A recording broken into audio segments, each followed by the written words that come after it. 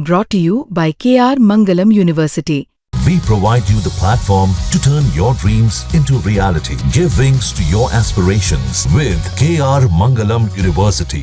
32 साल के इंजीनियर की दो तस्वीरें देखिए। एक तस्वीर में बिल्कुल इंजीनियर तंदुरुस्त नजर आ रहा होगा, दूसरी तस्वीर में इंजीनियर की आंखें बाहर आने को हैं, ओठ सूज चुका है और चेहरे पर अलग अलग जगह सूजन के निशान साफ तौर पर पता लग रहे हैं। ये दोनों तस्वीरें सिर्फ एक दिन के अंतर के बाद ही आई हैं और जो इंजीनियर है वो दर्द से कराह रहा है और बार बार जिस लेडी डॉक्टर से उसने अपना ऑपरेशन करवाया था उसे व्हाट्सएप मैसेज कर कर बार बार ये कह रहा है कि मैडम मुझे दर्द हो रहा है, मुझे कोई ऑप्शन बताइए कि मैं इस दर्द को कैसे खत्म कर सकूं।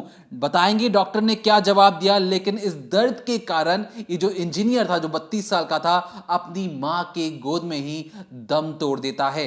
इसके बाद मां बेचैन हो जाती है और पता लगाने की कोशिश करती है कि उसके बेटे का असली कातिल कौन है। नाम आता है एक ऐसी लेडी डॉक्टर का जिसकी तस्वीर आप अपनी स्क्रीन पर देख रहे हैं।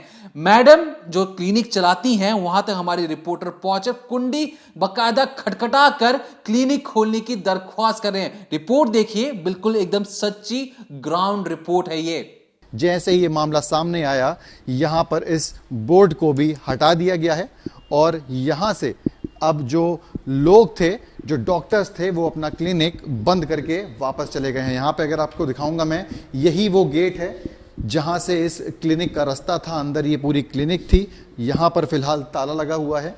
तो देखा आपने जिस तरीके से मैडम क्लिनिक को बंद कर कर भाग चुकी हैं, इन मैडम की पूरी कुंडली आज हम इस डिकोडिंग क्राइम के अंदर खोलकर बताएंगे कि मैडम किस किस तरीकों से उसने एक जान पहले ही ले ली है, दूसरी जान भी इन मैडम की वजह से चली जाती है, और वो तीसरा शख्स कौन है जो इंतजार कर रहा था अपने ऑपरेशन होने का, लेकिन वो देखता है उस क्लिनिक के अंदर किस कदर हेरा फेरी हो रही है और वहां से वो भाग जाता है। बाल बाल बचती है उसकी जान। बिल्कुल एक सच्ची डिटेल और ग्राउंड रिपोर्ट आज आपके सामने इस रिकॉर्डिंग क्राइम के अंदर हम पेश करेंगे।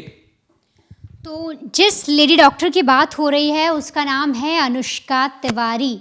ये कानपुर में एक बिल्डिंग है जो 4 फ्लोर का एक कॉम्प्लेक्स है, उसके अंदर इनका एक क्लिनिक चलता है जो कि 2 कमरों के अंदर चलता है। अभी आप जो स्क्रीन पर तस्वीर देख रहे हैं उसी क्लिनिक की तस्वीर है जो बाहर से बंद दिखाई दे रहा है, और ये जो बोर्ड आप देख रहे हैं उसी क्लिनिक का बोर्ड है।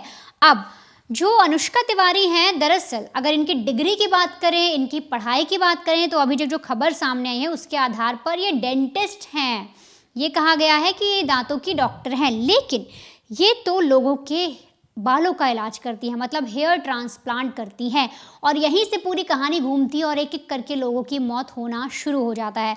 दरअसल ये पूरा मामला दोबारा से लाइमलाइट में तब आता है जब फर्रुखाबाद के रहने वाले एक शख्स हैं विनीत, जो इनके कांटेक्ट में आते हैं, इनका ऐड देखते हैं इंस्टा पर, फेसबुक पर, और उनके जो आगे से थोड़े बाल थे वो झड़े हुए थे और वो अपनी पत्नी को सरप्राइज़ करना चाहते थे, इसीलिए वो इस डॉक्टर से कॉन्टैक्ट करते हैं, इनकी क्लिनिक पर जाते हैं।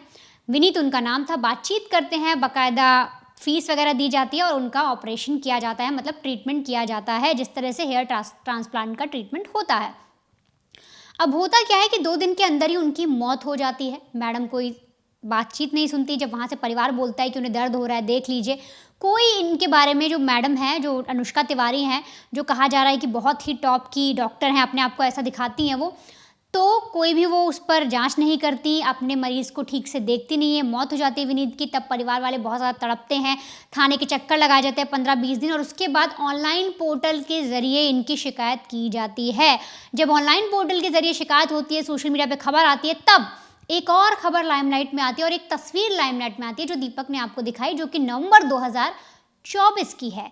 ये जो शख्स है, इनका नाम मयंक है, जिनकी तस्वीर आपने देखी है, पहले बहुत ही ज़्यादा सही दिखाई दे रहे थे, और जैसे इन्होंने अपना हेयर ट्रांसप्लांट कराया अनुष्का तिवारी के ज़रिए, वैसे ही इनकी आंखें जो है फटने को हो गई, बाहर निकल आई, इनके होंठ सूज गए, इनका चेहरा पूरी तरीके से बिगड़ गया।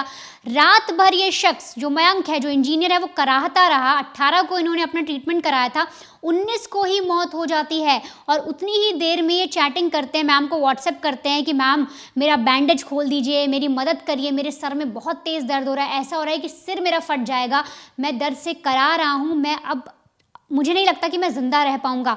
जब इस तरीके की बातचीत भी हो जाती है तब मैडम क्या करती हैं, जो अनुष्का हैं, ये अपना फ़ोन बंद करती हैं, एक नंबर इनको फॉरवर्ड कर देती हैं, नीचे लिखती हैं नवीन और अपना फ़ोन बंद कर देती हैं।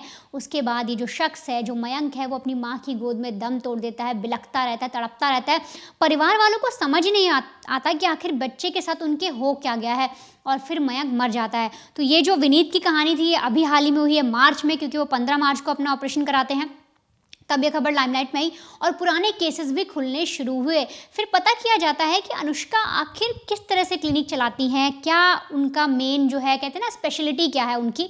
तो पता लगता है कि वो दांतों की डॉक्टर हैं और 2 कमरे में बैठकर जो 2-2 लाख के, 3-3 लाख के जो हेयर ट्रांसप्लांट होते हैं, उसका जो इलाज होता है वो महज 40,000 में कर देती हैं, 50,000 में कर देती हैं। और ये सारी जो चीज़ें हैं वो 5 घंटे के अंदर ट्रीटमेंट भी कर देती हैं। आपको अपॉइंटमेंट देंगी कि भाई आज आपको आना है, 8 बजे आपका ये वक्त है, 8 बजे आप आइए, आज मंगलवार का दिन है, फला फला आपको खाना खा के आना है, ये नहीं खाना है, इस तरह से चीज़ें बता देती है और 5 घंटे के अंदर आपका ट्रीटमेंट हो जाता है। और तो और ट्रीटमेंट करता कौन है, वो भी कोई और शख्स करता है। तो इस तरीके से अब जो अनुष्का है उन पे आरोप लग रहे हैं। ये अपने आप को बहुत टॉप का डॉक्टर बताती हैं, ये बताती हैं कि मैं डर्मेटोलॉजिस्ट हूँ, मैं हेयर के लिए बहुत ज़्यादा, एक मेरा सक्सेस रेट बहुत ज़्यादा, ऐसा इनका ऐड भी है। लेकिन अगर आप साफ तौर पर देखें तो यहाँ पर 2 मौतें हो चुकी हैं, एक शख्स जो है वो अपना किसी तरीके से बच गया है। अब सबसे पहले मैं आपको ये दिखाना चाहती हूँ, सुनाना चाहती हूँ कि आखिर जो मयंक है, जिनकी तस्वीर आपने देखी कि उनका पूरी तरह से चेहरा बिगड़ गया, उनके परिवार वाले क्या आरोप लगा रहे हैं। वो ऑन कैमरा आकर वो चैट दिखा रहे हैं, अपने भाई की तस्वीरें दिखा रहे हैं, उनकी बहन, उनकी माँ, हर एक सच बता रहा है इस लेडी डॉक्टर के बारे में। आप एक बार वो पहले सुनिए, फिर आगे इस केस के बारे में आपको और बताते हैं। बेसिकली उनकी सर्जरी के 24 आवर्स के विद इन ही ये सारी मेडिकल कंडीशंस दिख रही थी। तो होता क्या है, जब वो सर्जरी के बाद घर पहुंचते हैं और उसके 2-3 घंटे के बाद ही उनको पेन स्टार्ट हो जाता है। बेसिकली 10 o'clock से उनको पेन स्टार्ट हुआ और वो अनबियरेबल पेन था, मतलब वो बहुत ज़्यादा परेशान थे। वो कंटिन्यूस डॉक्टर के टच में थे, वो डॉक्टर से बार बार कहते जा रहे हैं कि मैम मुझे बहुत ज़्यादा अनबियरेबल पेन है, लेकिन डॉक्टर ने उसको बहुत लाइटली लिया कि ठीक है ये बहुत नॉर्मल कंडीशन है। एंड पोस्ट 12 o'clock स्वेलिंग इतनी ज़्यादा बढ़ती चली जा रही है कि उनका फेस रिकॉग्नाइज करना ही मुश्किल है, मतलब समझ में नहीं, राइट साइड बढ़ती जा रही है एंड देन लेफ्ट साइड पूरा स्वेल। उसके बाद क्या है, स्वेलिंग बढ़ते बढ़ते इतनी ज़्यादा बढ़ जा रही है कि पूरे नेक एरिया में हो जा रही है। वो बोल भी नहीं पा रहे थे, उनकी आवाज़ नहीं निकल रही थी मुंह से, वो बोल भी नहीं पा रहे थे। एंड होते होते सुबह के 4 बज जाते हैं। सुबह के 4 बजने के बाद और ज़्यादा एक्सट्रीम हो जाती है कंडीशन। स्टिल डॉक्टर को कोई मतलब नहीं है, वो कह रही हैं ठीक है इंजेक्शन ले लीजिए, पेन हो रहा है तो इंजेक्शन ले लीजिए। एंड देन होते होते टाइम हो जाता है 9 बजे एंड 9 से 10 बजे के बीच में ही पास्ड अवे एक्चुअली। तो डेथ होने के बाद भी वो प्रोसेस रुक नहीं रहा है, उनकी बॉडी कंटिन्यूअस स्वेल होती चली जा रही थी एंड कंडीशन इतनी ज़्यादा वर्स्ट थी, डिकम्पोज हो रही थी बॉडी। मतलब लोग तो ये कह रहे थे कि ये हेयर ट्रांसप्लांट का केस नहीं है, ऐसा लग रहा है कि इन्होंने पॉइजन कंज्यूम कर लिया और पॉइजन की वजह से पूरी बॉडी में स्प्रेड हो, चेस्ट एरिया तक, उनके दोनों आर्म्स, उनके लेग्स, थाइज, चेस्ट, पूरा फेस। मतलब अगर उन्हें किसी ने पहले नहीं देखा तो वो रिकॉग्नाइज ही नहीं कर पाएगा कि ये मयंक है। तो बहुत ज़्यादा वर्स्ट कंडीशन हो गई थी, जैसे ऐसा लग रहा था किसी ने पॉइजन इंजेक्ट कर दिया उनकी बॉडी में। पूरा ब्लू टर्न हो गई थी उनकी बॉडी, आँखें, आईज, नोज, इवन क्लॉटिंग हो गई थी, एक्सट्रीम ब्लीडिंग हो रही थी नोज से, ईयर्स से। उनका स्कल ऐसा लग रहा था जैसे किसी ने ब्रेक कर दिया है, स्कल के पोर्शंस थे। बहुत ज़्यादा वर्स्ट कंडीशन थी कि इसी वजह से शायद कि किसी की हिम्मत ही नहीं हुई कि उनको पोस्टमार्टम के लिए लेके जाते। ये रीज़न। ऐसे लोग हैं जो हेयर ट्रांसप्लांट के लिए जाते हैं, सक्सेसफुल प्रोसीजर भी होता है, बहुत रेयर केस है कि जिसमें डेथ होती है। क्या एक्शन आप एक्सपेक्ट करती हैं और आपको लगता है कि प्रोफेशनलिज्म उसका पूरा पालन हुआ या प्रोफेशनलिज्म के साथ पूरा ऑपरेशन? ये नहीं, जैसा कि एक बेसिक रूल है, जैसे आप बता रहे हैं सब लोग कि जब सर्जरी होती है, सर्जरी के बाद एक बैंड पहनाते हैं फ्रंट पे ताकि जो एनेस्थीसिया है वो नीचे ना आए, स्वेलिंग फेस तक या और बॉडी पार्ट तक ना पहुंचे। उन्होंने वो बेसिक सब प्रोसीजर ही नहीं किया था। तो उससे पता चलता है कि कितनी इनएफिशिएंट डॉक्टर थी, जिनको एक बेसिक सा प्रोसीजर नहीं पता था कि पोस्ट सर्जरी आप एक बैंड पहनाते ताकि उनको ये प्रॉब्लम ना होती, और कोई प्रॉपर बैंडेज नहीं, कुछ भी नहीं था। इनफैक्ट भैया ने बताया भी था कि मेरे ये बैंडेज निकल रहा है या मुझे पेन, उन्होंने डॉक्टर ने बोला ठीक है इट्स ओके, कुछ बैंड से उन्हें मतलब भी नहीं था। तो ये शो दिखा रहा है कि डॉक्टर को कुछ भी आइडिया नहीं था, उन्होंने बस सर्जरी कर दी एंड दैट्स इट। तो अब हमने तो अपना भाई खो दिया, लेकिन हम ये चाहते हैं आगे कि किसी को भी हेयर ट्रांसप्लांट आजकल बहुत नॉर्मल प्रोसीजर सभी करवा रहे हैं, लेकिन करवाने से पहले एक बार आप ज़रूर देख लें, ज़रूर एक इंक्वायर कर लें ताकि आपकी लाइफ सेव रहे। माता जी, जानना चाहेंगे कि मयंक का जब इलाज हुआ, उसने हेयर ट्रांसप्लांट यहाँ से कराया, क्या उसकी स्थिति थी आपने बखूबी देखी? कैसे उसकी हालत बिगड़ी और उसके बाद मौत हुई? बेटा वो 8 बजे से 2 बजे तक इन्होंने किया, फिर इसके बाद उसको छुट्टी कर दी इन्होंने, बोला आप घर जा सकते हो। वो घर चले गए अपनी गाड़ी से। फिर इसके बाद वहाँ उनको दर्द होने लगा। वो 5 बजे घर पहुँचे तो बोले दर्द हो रहा मेरे हल्का से। तो हमने कहा बेटा दवा नहीं दी? तो बोले हाँ दवा दी है लेकिन हो रहा है। तो मैंने कहा ठीक है। फिर इसके बाद वो लेट गए तो बस धीरे धीरे उनके दर्द बढ़ने लगा। दर्द बढ़ते बढ़ते वो परेशान होने लगे, बहुत पैनिक। फिर हमने डॉक्टर से कोई बात नहीं होती बेटा तुम्हारी? बोले नहीं होती है। तो मैंने कि बात करूँ उनसे। तो उन्होंने फिर वीडियो कॉल में बात की। तो बोले बेटा पैनिक मत हो, ठीक हो जाओगे, ये इंजेक्शन ले लो, दर्द का ले लो। ये करते करते उसको स्वेलिंग शुरू हो गई। स्वेलिंग बढ़ते बढ़ते उसका पूरा चेहरा ख़राब हो गया और वो फिर थोड़ी देर में उसकी आवाज़ बंद होने लगी। वो चिल्लाता रहा, बोला नहीं वो ठीक हो जाओगे, ठीक हो जाए। इसे करते करते उन्होंने सुबह 10 बजा दिया, 9:30 बजा दिया। फिर इसके बाद बोली आप ले आओ। तो जो इस टाइम हमने कहा ठीक है, हमें पता अंदाज़ा भी नहीं था कि मेरा बेटा जाने वाला। और उसे बोली पैनिक न हो, ठीक हो जाओगे। उसकी आवाज़ जब बिल्कुल बंद हो गई तो मैंने कहा बेटा बहुत हालत ख़राब हो रही है। बोली लेके आ जाओ। तो हमने कहा 2.5 घंटा लगेगा हमको फर्रुखाबाद से आने में। बोली ठीक है ले आओ, मैं यहाँ एक कोई विनीत है उनके यहाँ एडमिट करा दूँगी और सब ठीक हो जाएगा, मैं स्वेलिंग निकाल दूँगी। तो हमने ठीक है बेटा। मुझे बिल्कुल अंदाज़ा नहीं था कि मेरा बेटा अभी तो मिनट में जाने ही वाला। जो एकदम बेहोश होकर गिर पड़ा तो मैंने इनसे कहा बेटा, तो बोली कि नहीं अब ले। तो 9:30 बजे इनसे बात की, 10 बजे वो ख़त्म हो गया मेरे हाथों में चला गया मेरा। मैं चिल्लाती रही, इन्होंने तुरंत अपना नंबर बंद किया, ब्लॉक किया, सब कुछ ख़त्म कर दिया। मैं रोती रही, कोई नहीं था मेरे आगे पीछे।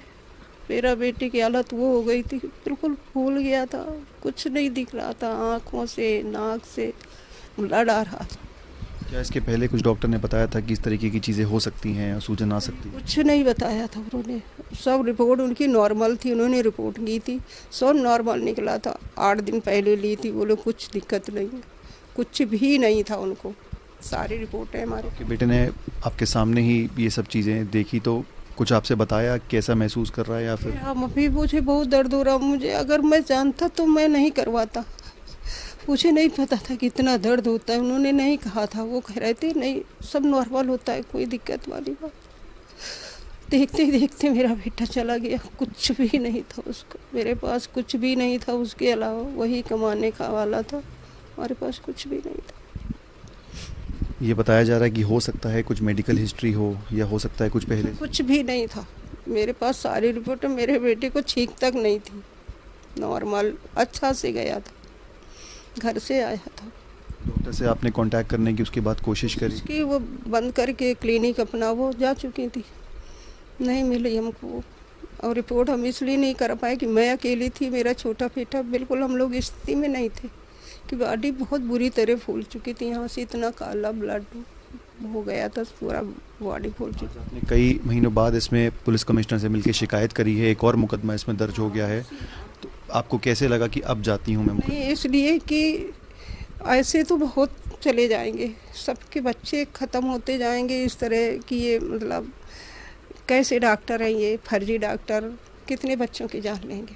आज मुझे न्याय चाहिए अब, और जिनके साथ हो रहा उनको भी न्याय चाहिए, क्योंकि ये बहुत बहुत ख़राब चीज़ है, सब कुछ ख़त्म हो रहा है। बेटा हो जाए। डिग्री के बारे में कुछ पता चला कि उनके पास डिग्री नहीं है? उसके पास पता चलाया हमने, पता चला कुछ भी नहीं है उनके पास, फर्जी है। पहले उन्होंने कुछ भी नहीं, सब इतना कोई नहीं बेटा, किसी को पता नहीं होता ना। और जाके आप किसी के पास जाओगे तो एकदम डिग्री नहीं मांगोगे। बस वही हुआ, मेरे बेटे के साथ धोखा हुआ, नहीं जान पाया वो। ये आप बता रहे हैं कि पहले जितने टेस्ट हुए थे किसी तरीके की मेडिकल हिस्ट्री नहीं थी, सब कुछ नॉर्मल? की तरफ से भी अप्रूवल आया था, ये उनकी ब्लड टेस्ट की है, शुगर है, सारे। कैमरामैन से कहूँगा एक बार इसमें पैन। ये देखिए उन्होंने खुद ही कराया, ये डॉक्टर अनुष्का त्रिपाठी। अब वो बोलती हैं मैं डॉक्टर भी नहीं हूँ, तो ये कैसे रेफ़र कर रही हैं? ये देखिए उनका खुद का नाम है, ये उसकी रिपोर्ट है, ये देखिए। और ये इस कंडीशन तक आ गए थे वो ऑपरेशन के बाद, ये पहचान में भी नहीं आ रहे थे। ये लास्ट मोमेंट तक यहाँ पे बोले यहाँ ले आइए 10-11 बजे, जब वो सुबह से रात भर से तड़प रहा है तब उसको 11 बजे आप बोल रहे हो, जब वो ख़त्म हो गया। उसके बाद ये इनके क्लिनिक का है जहाँ से इन्होंने रिपोर्ट कराई हैं। ये देखिए यहाँ इन्होंने अप्रोच किया, खुद का ही अप्रोच है। देखिए ना कहाँ पे, हेलो सर आप एम्प्लॉय आए थे, ये देखिए खुद का इनका अप्रोच है। एस्टीमेट पूछा, उसके बाद सब कुछ हुआ, इन्होंने जांचें कराई। ये देखिए उसकी रिपोर्टें इन्होंने खुद अप्रूव किया, ऑल गुड रिपोर्ट इट्स। ये डॉक्टर का मैसेज है कि सब रिपोर्ट फाइन। हाँ, उनके जो असिस्टेंट करते हैं उनका है ये। मैं आपको दिखाना चाहूँगा कि किस तरीके से कि पहले जो मयंक थे उनकी तस्वीर मुझे यहाँ दिखी। ये तस्वीर थी मयंक की पहले नॉर्मल है, सब कुछ आपको देखा जा सकता है कि किसी तरीके की कोई स्वेलिंग नहीं है, कुछ नहीं है। इस तरीके की उनकी तस्वीर थी, ऐसे मयंक दिखते थे। और ऑपरेशन के ठीक 1 घंटे बाद इस तरीके से स्वेलिंग आना शुरू हुई और उसके बाद आखिरी में जो उनका हर्ष हुआ वो कुछ इस तरह था।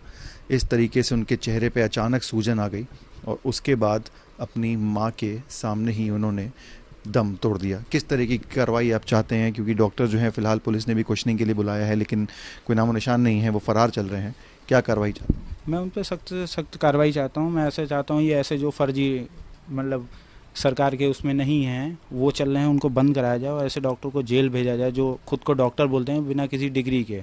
जब कुछ हो जाता है तो ये बोलते हैं हम डॉक्टर भी नहीं हैं। तो आप कैसे क्लिनिक चला रहे हैं इतना बड़ा? तो सुना आपने, जो बहन है वो साफ तौर पर लेडी डॉक्टर के बारे में कह रही है कि उनको किसी भी तरीके से कोई मदद नहीं मिली, उनका भाई तड़प कर मर गया, किसी ने सहायता नहीं की। वहीं मयंक के जो भाई हैं वो साफ तौर पे वो चैट दिखा रहे हैं कि किस तरह से बातचीत करने की कोशिश की गई, हमने एक और डॉक्टर से कंसल्ट किया, 18 को मेरे भाई का ऑपरेशन हुआ और महज 24 घंटे के अंदर ही उसकी मौत भी हो गई। और ये जो डॉक्टर है ये फ्रॉड है, लोगों को बेवकूफ़ बनाती है, उनसे सिर्फ पैसे ऐंठती है। 3 लाख का जो ट्रीटमेंट होता है, जो 2 लाख का होता है, उसमें 40 से 50 हज़ार रुपये लेती है, 5 घंटे के अंदर ट्रीटमेंट कर देती है। तो इसको पकड़ना बहुत ज़रूरी है। लेकिन अब आपको एक ऐसे आदमी को सुनना पड़ेगा जिसकी जान बाल बाल बच गई उसकी समझदारी की वजह से।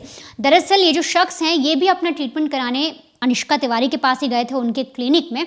और वहाँ पर जब उनका डेट फिक्स हो गई, जिस दिन उनका ट्रीटमेंट होना था, जिस दिन उनका ऑपरेशन होना था, उस रोज़ जब वो क्लिनिक में जाते हैं तो देखते हैं कि जो लेडी डॉक्टर बैठी हुई हैं और एक कुछ ऐसे ही 2-3 लड़के हैं वो उनको लेकर जा रहे हैं, बोलते हैं कि सर हम आपका ट्रीटमेंट करेंगे, हमें आता है, हम बहुत एक्सपर्ट हैं। और उस शख्स को लगा कि हो ना हो ये जो लोग हैं ये किसी काम के नहीं हैं, इनको कुछ चीज़ें ठीक से आती नहीं और कुछ अनहोनी हो सकती है। अचानक उस शख्स के अंदर कोई ऐसी शंका पैदा हुई और वो वहाँ से फ़ौरन भाग गया। एक बार आप उसकी भी ज़ुबानी सुनिए किस तरीके से डॉक्टर अनुष्का के क्लिनिक में ये फ्रॉड चल रहा है जिसकी वजह से लोगों की मौतें हो रही हैं। मेरा ट्रांसप्लांट अनुष्का तिवारी जी ने नहीं किया था, वो सिर्फ दवा लिखने का काम करती हैं। मेरा जो ट्रांसप्लांट किया था वो ऐसा लग रहा था जैसे कहीं किसी कारीगर टाइप के लड़के होते हैं जो किसी प्रोफेशनल डॉक्टर के यहाँ से वो कोर्स सिखाते हैं, तो उन्हीं लड़कों ने मेरा हेयर ट्रांसप्लांट किया था। हालांकि मेरा ट्रांसप्लांट अच्छा नहीं हुआ। मैंने इस बात को लेके मैडम से नाराज़गी भी जताई कि मैम मेरा इतना पैसा लग गया और मेरा ट्रांसप्लांट भी अच्छा नहीं हुआ है। तो मैडम हमसे बोली कि आप दोबारा आ जाइए और हम आपको दोबारा कर देते हैं। चूँकि इसमें इतना दर्द होता है और इतने इसमें इंजेक्शन वगैरह सर में लगते हैं कि दोबारा फिर हमारी हिम्मत नहीं पड़ी और फिर मैं दोबारा ना उसमें क्लिनिक में गया ना दोबारा मैंने वहाँ विजिट किया और मेरा जो ट्रांसप्लांट था वो अच्छा नहीं हुआ था। अब वो जैसा है वैसा ही है। जो आपने बताया कि डॉक्टर ने आपका हेयर ट्रांसप्लांट नहीं किया था, लेकिन जब आप मिले थे तो क्या डॉक्टर से ही आपकी मीटिंग हुई थी ये था कि वही करेंगे? नहीं, जब मैं मैडम से मिला था तो उन्होंने मुझसे ऐसी हमारी कोई बात नहीं हुई थी कि हमें लगा कि शायद यही मैडम ही हमारा वो ट्रांसप्लांट करेंगी। लेकिन जब मैं ट्रांसप्लांट कराने पहुंचा तो मैंने देखा कि मैडम ट्रांसप्लांट नहीं करती हैं। उन्होंने कुछ 2-3 लड़के नई एज के हायर कर रखे थे। उनको देख के ये लग रहा था कि इनके पास ना कोई डिग्री है और ना कोई एक्सपीरियंस है। ये कहीं से शायद किसी डॉक्टर के साथ रह के ये थोड़ा बहुत काम करना सीख गए हैं। तो उन्हीं लोगों ने मेरा ट्रांसप्लांट किया था। मुझे बीच में थोड़ी घबराहट हुई थी, लेकिन हालांकि मैं खुशकिस्मत हूँ कि मैं वहाँ से ज़िंदा लौट के आ गया। जब वहाँ मुझे पता लगा कि 2 लोगों की मौत हो गई तो मैं इस चीज़ को लेके काफ़ी शौक हुआ। तो किस्मत है मेरी कि मैं वहाँ से बच गया और मुझे वो दिक्कत नहीं आई जो इन 2 लोगों के साथ जो हादसा हुआ है। जो डॉक्टर हैं कहीं ना कहीं डिग्री की बात सामने आ रही है, क्या आपने, क्योंकि जाहिर सी बात है आप नहीं पूछते हैं जब आप किसी डॉक्टर से जाओ, क्या वो डिग्री उनके पास थी ये पूरा प्रोसीजर करने की, या वो जो लड़के जिन्होंने आपका हेयर ट्रांसप्लांट किया आपको लगता है कि वो उसके लिए इक्विप्ड थे या उसके लिए कहीं ना कहीं उनको ऑथराइजेशन था? मुझे लगता है कि मैम के पास या उन लड़कों के पास शायद कोई डिग्री नहीं है, क्योंकि जो मैम ने पर्चा दिया था जिसमें वो दवा लिखती हैं उसमें मैम का ना तो नाम था और ना ही उनकी डिग्री का कोई मेंशन था, सिर्फ उनके क्लिनिक का नाम था और वो उसी में ही सिर्फ दवा लिखती हैं। और जिस हिसाब से वो लड़के थे उनको देख के तो मैं श्योर कह सकता हूँ कि इनके पास तो कुछ भी नहीं है। वो जरूर कहीं ना कहीं से सीख आए हैं को, और वो किन डॉक्टरों के साथ रह के वो सीखे हैं ये नहीं बता सकते, उन्हें अच्छी तरीके से करना भी नहीं आता है और हो सकता है यही रीजन रहा है जिसकी वजह से ये 1-2 लोगों की मौत हो गई है। तो लगता है आप खुशकिस्मत है आपके साथ ऐसा? हाँ, मैं खुशकिस्मत हूँ। जिस हिसाब से मैंने देखा, उन लोगों का चेहरा देखा, मैं वहीं से अभी 4-5 साल पहले मैंने वहीं से कराया था, तो मुझे लगता है कि वाकई मैं किस्मत वाला हूँ कि मैं वहाँ से बच गया, नहीं तो ये मेरे साथ भी हो सकता था। तो देखा आपने ये शख्स किस तरीके से बाल बाल बचे हैं, वरना अगर ये भी ट्रीटमेंट करा लेते, इनके साथ भी ऐसी कोई अनहोनी हो जाती, तो साफ तौर पे अनुष्का तिवारी जो हैं, जो अपने आप को टॉप की डॉक्टर बता रही हैं, उनकी धज्जियां तो उड़ी हुई है और ज़्यादा चीज़ें सामने आती हैं किस तरीके से वो अपने मरीज़ों को मरता छोड़ रही हैं। अगर आप इस तरह से बोल रहे हो कि आप हेयर ट्रांसप्लांट करते हो, आपकी स्पेशलिटी है, तो कम से कम आपका सक्सेस रेट ज़्यादा होना चाहिए। यहाँ मार्च में एक मौत हो गई, नवंबर में हो चुकी है, एक शख्स आपका क्लिनिक छोड़कर भाग चुका है, और अभी और ज़्यादा जब परतें खुलेंगी तो पता नहीं और भी ऐसे कितने लोग हैं जिनके साथ इस तरह से आपने किया होगा। साफ तौर पे आपको अगर देखा जाए तो ये लेडी डॉक्टर है, इस पे कहीं ना कहीं ये चीज़ें आ रही हैं कि ये एक जो हत्या हुई है उसके पीछे इनका हाथ दिख रहा है, क्योंकि आपको अपने मरीज़ों पर ध्यान देना चाहिए था, आपको उन्हें सख्त हिदायत देनी चाहिए थी कि भाई अगर आपका ऑपरेशन हुआ है तो आपको क्या करना चाहिए, क्या नहीं करना चाहिए। अब आप आगे समझिए कि जो लेडी डॉक्टर हैं, हालांकि वो भाग गई हैं, उनके क्लिनिक पर ताला लगा है, लेकिन जब एक मीडिया हाउस के रिपोर्टर ने किसी तरीके से उनको ढूंढा और बातचीत करने की कोशिश की तो उल्टा मरीजों पर ही आरोप मढ़ने लग गई। वो अपनी गलती ना स्वीकार कर वो सीधे तौर पर जो विनीत हैं जिनकी मौत हो गई, जो मयंक है जिनकी मौत हो गई, उन पर ही आरोप लगाने लग गई, कहने लग गई कि उन्हीं की गलती है। अब उन्होंने क्या कहा और क्या ये पूरी प्रोसेस होती है, क्या सच में 40-50 हज़ार रुपये में इसका ट्रीटमेंट नहीं होता, क्या सच में जो अनुष्का है वो कोई फ्रॉड कर रही थी, या वो सही तौर पे एक ठीक ठाक डॉक्टर थी, लोगों की ही गलती थी। तो आखिर ये पूरा सिनेरियो है क्या, और क्या हेयर ट्रांसप्लांट जो है वो सच में इतना घातक होता है? देखिए, जिस तरीके से जो वनिता ने आपको मीडिया हाउस के बारे में बातचीत की, वो है दैनिक भास्कर की बाकायदा एक रिपोर्ट है जहाँ पर उन्होंने उस लेडी डॉक्टर को बाकायदा ट्रैक कर लिया। लेडी डॉक्टर के जब उनकी क्लिनिक में जाया गया तो वहाँ पर पता चला कि जो उनके पति हैं वो डेंटिस्ट ज़रूर हैं, मैडम के बारे में कुछ ज़्यादा जानकारी बाहर नहीं आ पाई।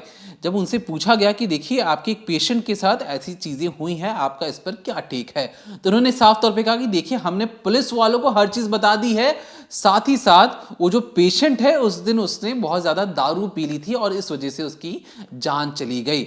अब जिस तरीके का उन्होंने आरोप लगाया तो उसके बाद पूछा गया कि ज़रा ये बताइए कि आप, क्योंकि डेंटिस्ट ये हैं, आप कुछ और कहानी बता रही हैं, तो ऑपरेशन करता कौन है, क्या आपकी वाइफ ऑपरेशन करती हैं या आप ऑपरेशन करते हैं? तब उन्होंने जो बात कही जो सबसे ज़्यादा खटकी, उन्होंने ये कहा कि देखिए हम ऑपरेशन नहीं करवाते, हम थर्ड पार्टी के जरिए ऑपरेशन करवाते हैं। मतलब क्लिनिक उनका होता है, बिस्तर उनका होता है, इक्विपमेंट्स उनके होते हैं, लेकिन डॉक्टर जो हेयर ट्रांसप्लांट का जो काम करता है वो कहीं बाहर से आता है। जब रिपोर्टर पूछता है कि कौन है वो, तब इस पर जो दोनों मियाँ बीवी हैं एक दूसरे का चेहरा देखते हैं, घूरते हैं और टालने की कोशिश करते हैं, और यही टालना एक तरीके से इन पर भारी पड़ जाता है। जब दूसरे मीडिया हाउसेस के वहां पर जाके पूछने की कोशिश करते हैं तो फोन स्विच ऑफ चले जाता है, आउट ऑफ कवरेज एरिया चले जाता है, और यहां तक कि वो अपना क्लिनिक बंद कर भाग जाते हैं। अब जो पता लगाने की कोशिश की गई कि होता क्या है, तो दरअसल जो स्कैल्प होता है गंजा कर उस इलाके में इंजेक्शन लगाया जाता है, लेकिन उस इंजेक्शन में भी कई तरह के डोज होते हैं। कहा जाता है कि आपकी जो स्किन है वो कंफर्टेबल होनी चाहिए। मैं बताऊंगा कि जो लोग हेयर ट्रांसप्लांट लगाने की कोशिश कर रहे हैं वो उन्हें किस किस बातों का ध्यान रखना चाहिए। देखिए, जो सबसे पहली जो बात है वो जो हेयर ट्रांसप्लांट वाली जो बात है वो सिर्फ उन्हीं को करनी चाहिए जिनकी 40 से 50% जो सिर के बाल हैं वो खत्म हो जाए, मतलब या झड़ जाए, वही लोग ये सारी हेयर ट्रांसप्लांट वाली जो कोशिश है वो कर सकते हैं। इसमें आपको साफ तौर पर ध्यान रखना है कि डोनर वाले जो इलाके हैं उसी पर आपको ध्यान देना है। डोनर वाला इलाका कौन सा होगा, ये देखिए जो एम टाइप का जो इलाका बनता है इधर, और इधर वाला जो इलाका बनता है, और पीछे से जो गंजापन आता है आपको उस पर ध्यान देना है। अगर बहुत ज्यादा बाल झड़ रहे हैं तभी आप ये ऑपरेशन करवा सकते हैं या हेयर ट्रांसप्लांट जैसे चीजें कर सकते हैं। तीसरा जो सबसे अहम है, जब आपको पता लग जाए कि आपकी बाल झड़ना जो है अब बंद हो चुके हैं, मतलब अब आपके बाल झड़ नहीं रहे, वो पहले परमानेंट हो चुका है, तब आप ये सारी चीजें करवाएं। इसके बाद जो चौथी जो सबसे इंपॉर्टेंट चीज है कि आपकी उम्र 25 साल से ज्यादा हो। 25 साल से जिनकी उम्र कम है वो भूल कर भी ये सारी चीजें ना करवाएं। और जो सबसे खास तौर पे बात है कि किन्हें हेयर ट्रांसप्लांट वाली जैसी चीजें नहीं करवानी चाहिए। जिनका हार्मोनल डिसबैलेंस है उन्हें तो भूल कर भी हेयर ट्रांसप्लांट वाली जो चीजें उनकी तरफ हम घूर कर भी ना देखें। जिन्हें ऑटो इम्यून डिजीज है या गंभीर मेडिकल कंडीशन है उन्हें तो बिल्कुल ही नहीं करनी चाहिए। तीसरा जो सर्वाइकल डायबिटिक जो पेशेंट हैं उन्हें भी नहीं करवानी चाहिए। जिन्हें ब्लड क्लॉटिंग जैसे डिसऑर्डर है, मतलब आप देखते हैं खून के तप्पे जो काले काले जम जाते हैं, कई लोगों को जिनको होता होगा वो समझ चुके होंगे मैं किनके तरफ इशारा कर रहा हूं, तो जो काले धब्बे पड़ जाते हैं उनको भी नहीं करवाना चाहिए।